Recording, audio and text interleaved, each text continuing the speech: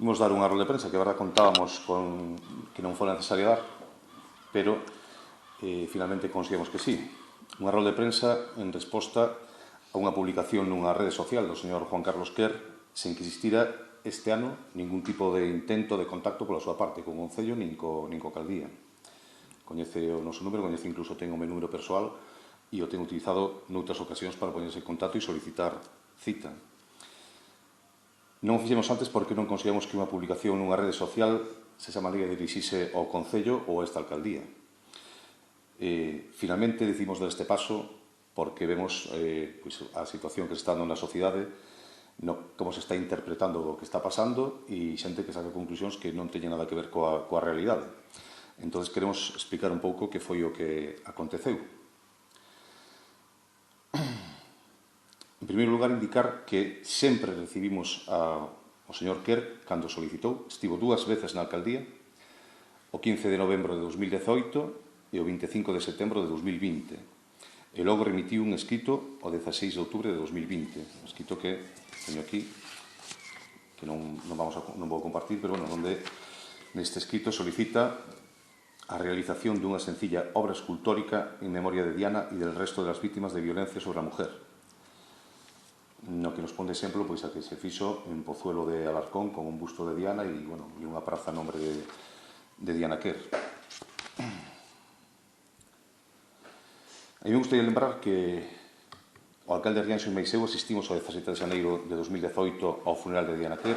O 4 de febreiro daquel ano tivemos o acto de homenaxe na Pobra, é dicir, o Concello da Pobra rendille homenaxe repetidas veces a Diana e este suceso tan desagradable que tivo lugar no noso Concello e horripilante, nos feitos que aconteceron.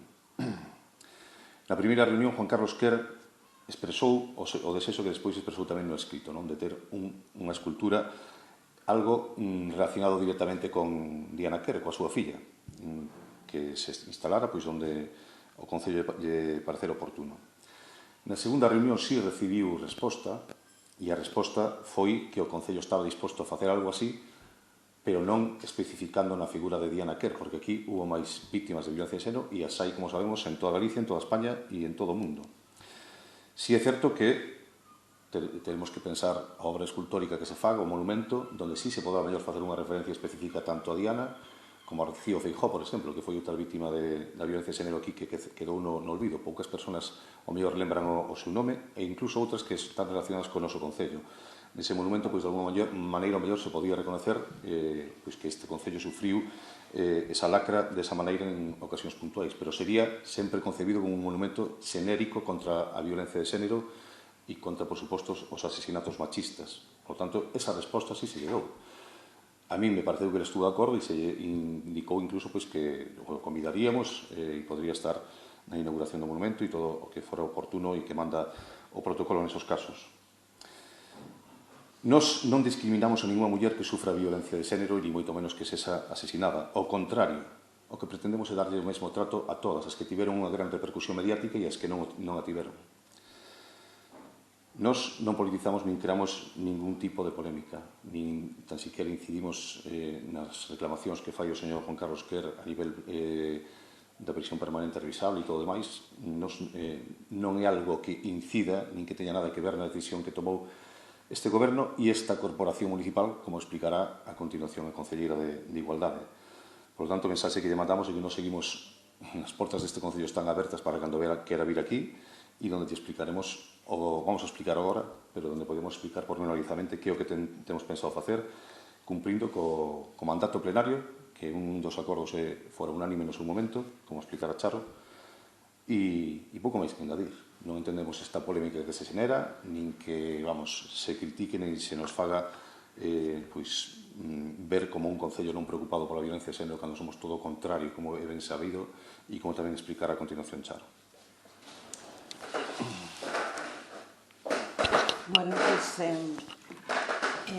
difícil, non? Sempre dar este tipo de roldas de prensa onde, claro, temos que tratar ao final co sufrimento tanto dunha familia como de toda unha vila, non? Porque este tipo de dramas, terribles dramas, pois ao final nos afectan a todos. Como decía o alcalde, desgraciadamente, a Pobra durante os últimos anos foi cíclico. 3 terribles asasinatos por violencia de xénero sacuden a 3 xeracións.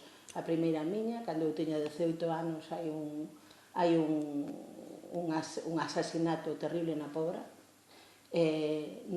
Pois 14, 15 anos máis tarde hai outro asasinato que se comete en Ribeira, pero tamén se comete por xente da Pobra.